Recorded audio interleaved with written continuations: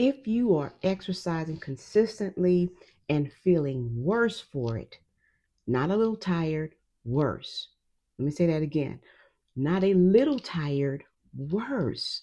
Maybe more puffy, more wired after your workout, maybe harder to go to sleep.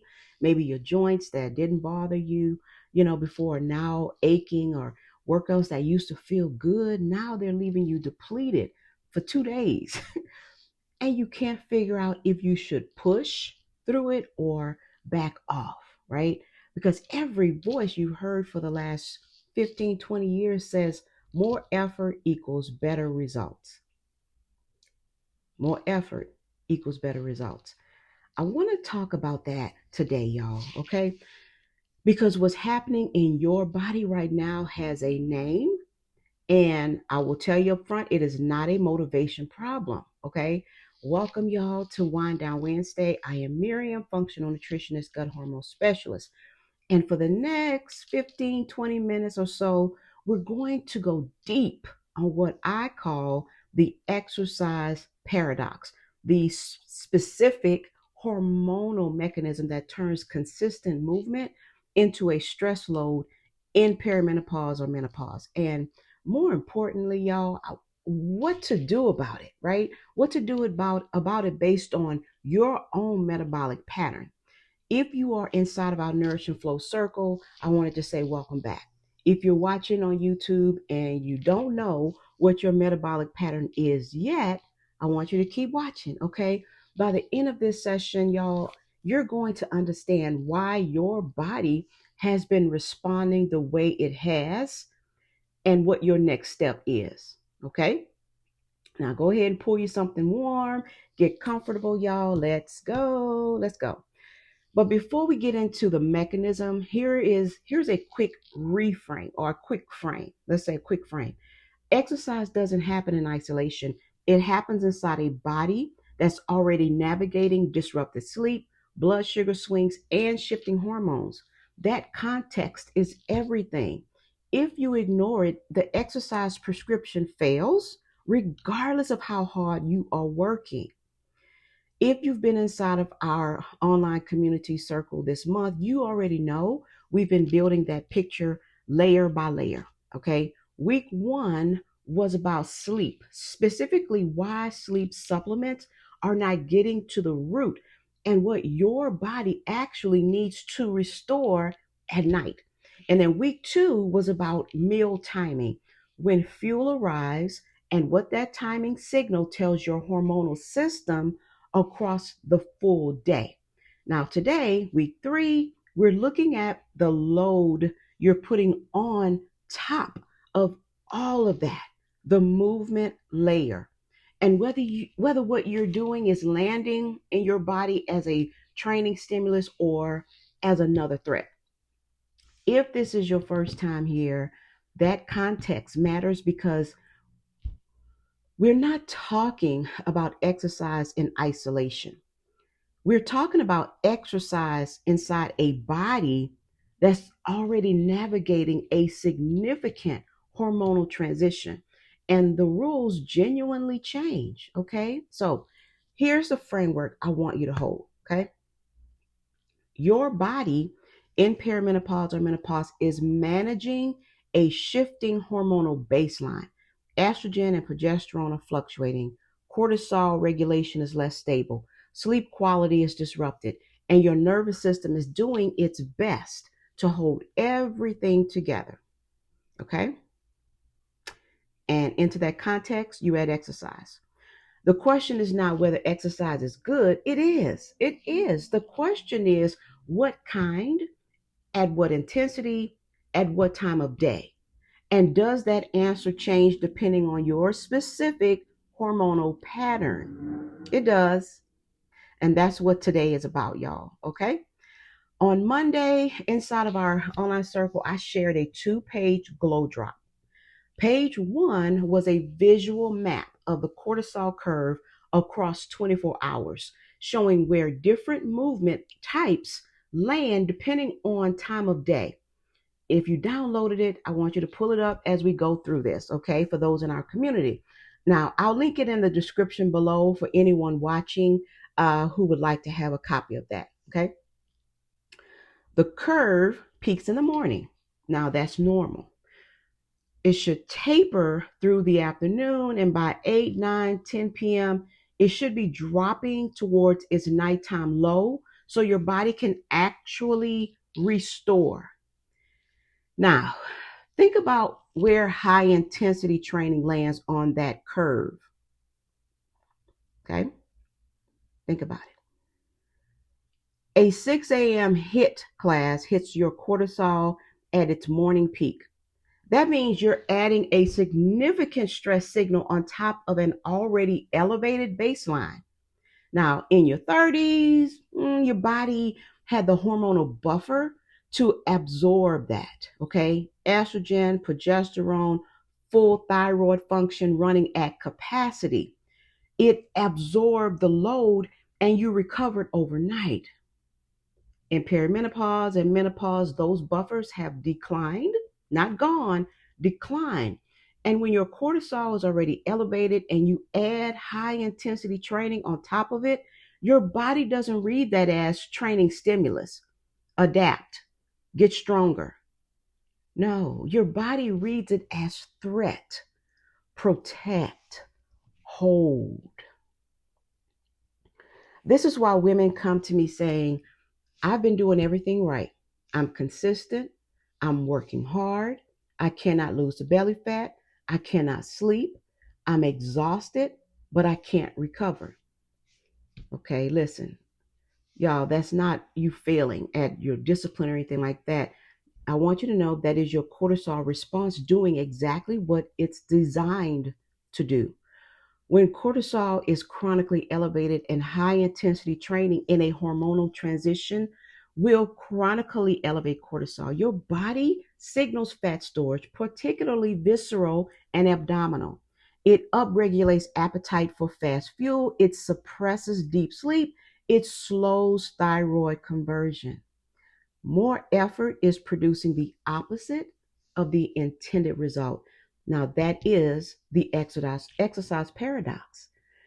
Now, here's where I need you to stay with me because the answer is not stop exercising. No, the answer is more specific than that and is different depending on which metabolic pattern your body is running. Okay. Now, I basically work with 4 gut hormone archetypes, and each one has a distinct relationship to exercise intensity, timing, and recovery. So let me walk you through that, of what that looks like. Okay. So for cortisol wired, the cortisol wired pattern, listen to this and see if this is you. You feel wired even when you are exhausted. You can't wind down at night. You wake at 3 a.m. and your mind is already running. You've been high performing and high output for most of your life, and your system is stuck in the on position. Okay. For the cortisol wired woman, high intensity fasted morning training is one of the most counterproductive things that she can do. Not because she lacks fitness, because her cortisol response to that session doesn't clear in 2 hours. It stays elevated. It cascades into afternoon blood sugar dysregulation. It sabotages her sleep window and it starts the next day at a higher baseline than the day before. The cortisol wired archetype has a very specific intensity ceiling, and it's not where most fitness advice sets it. Okay, it's just not. What changes things for her is not less effort, it's a different kind of effort. But the timing and the protocol specifics depend on exactly where her cortisol pattern sits. Okay, now, does that sound like you? I want you to keep listening, y'all, because there are 3 more, okay? 3 others that I primarily work with. Estrogen-Stuck pattern. Now, this woman is dealing with estrogen dominance, relative or absolute. So more estrogen relative to progesterone than her body can efficiently process. Common picture is weight concentrated in hips and thighs, water retention, mood cycling that tracks with her cycle, sometimes heavy or irregular periods, breast tenderness. For the estrogen-stuck woman, exercise has a particular estrogen metabolism component that most practitioners miss entirely. Certain types of training support estrogen clearance through the liver and gut. Others amplify the inflammatory load that slows the clearance. The distinction matters and it's not obvious from the outside. Now, she often does fine with certain movement, but the pattern that backfires for her specifically is different from the cortisol wired woman's. Her exercise response is tied to her estrobolome, the gut bacteria that govern estrogen recycling. And you can't separate her movement protocol from her gut health picture. No two estrogen stuck women have the same exercise prescription. That's the whole point. Now, if that one made you pause, I want you to note it, okay? Just take note. There are two more. The other one is the insulin-inflamed pattern. Blood sugar that feels like a roller coaster, energy crashes after meals, cravings, especially afternoon and evening, abdominal weight that doesn't respond to effort, fasting glucose creeping up on your labs. This pattern often comes with a low grade inflammatory picture. Joint aches, skin issues, that persistent puffiness. For the insulin inflamed woman, fasted morning training is a specific problem, not primarily for cortisol reasons, but for blood sugar stability. Fasted exercise in this pattern triggers a glucose response that sets off a cascade through the rest of the day. She often feels good during the workout and terrible by noon. Her exercise protocol is tightly tied to fuel timing and the specifics: when she eats, how much, what type, interact with her movement in ways that make generic advice essentially useless for her. More exercise is not the answer. The right exercise at the right time with the right fuel context. Okay, when I say fuel, I mean food. That's what moves the needle for her. And then one more, y'all, the last one that I primarily work with is a T3 down-regulated pattern. Now, this is the woman with sluggish thyroid function, often subclinical, often dismissed on standard labs. She's doing everything right and nothing is working. She has cold hands and feet, maybe hair thinning, weight that doesn't respond to anything, brain fog, fatigue that sleep doesn't fix. The T3 downregulated woman has the most constrained exercise window of all four patterns. Her mitochondrial output is already compromised. That's what low T3 does. It downregulates energy production at the cellular level. When she adds intensive training on top of that, she's drawing from a reserve that isn't getting restocked. Now, for her, zone 2 training, which was in Monday's Glow Drop, y'all, the zone 2 explainer, is not just a nice option, okay? It may be the only training modality that actually supports her metabolism rather than burdening it, okay? But how she structures it, how long, how frequently, and what she does in the recovery window, that is pattern specific. 4 patterns, 4 different relationships to exercise intensity and timing. That's why the one size prescription keeps failing. It's not designed for where you actually are. Now, I want to pause this for a moment, y'all, this teaching, and actually land. I want it to actually land in our bodies, right? I want us to actually land in our bodies, what I mean, because it is Wind Down Wednesday, y'all, so let's use that. I want you to sit back in your chair, put both feet on the floor if you can, okay? And breathe. In through the nose, exhale through your mouth. Good, good. Now I want you to think about the last workout you did. not evaluate or anything like that. Just I want you to recall it, how you felt going in, how you felt an hour later, how you felt that evening. Okay. Now this is not you're not grading yourself or anything like that. What did your body tell you? That's all you want to know, because your body has been giving you data this whole time. Post workout fatigue that lasts longer than it used to, sleep that doesn't bounce back after a hard session, that wired feeling after a morning class, hunger that's harder to manage on training days. Y'all, all of that is information. The goal of this work is not less movement. It is movement that your body can actually receive as the signal you intend: recovery, strength, metabolic support, rather than reading it as one more demand in a system that is already at capacity. One more slow breath, y'all. Let's just take it in and out. All right, y'all, let's bring this home. Here's what I want you to walk away with today. The problem is not that you stop working hard enough. The problem is that the approach hasn't changed to match where your body actually is now. So, you now know the 4 patterns, okay? You probably heard one of them and thought, that's me. Yeah, yep, speaking directly to me. But here's the thing: knowing the pattern is step 1.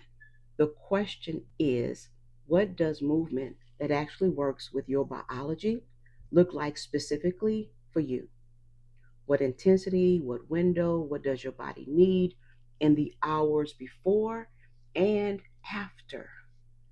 Now, that's not something that I can tell you through a video, right? Because the right approach looks completely different depending on your pattern. A cortisol wired woman in a high output career with disrupted sleep needs a different protocol than a T3 downregulated woman who's been in a caloric deficit for 3 years. Same surface picture, but completely different underneath.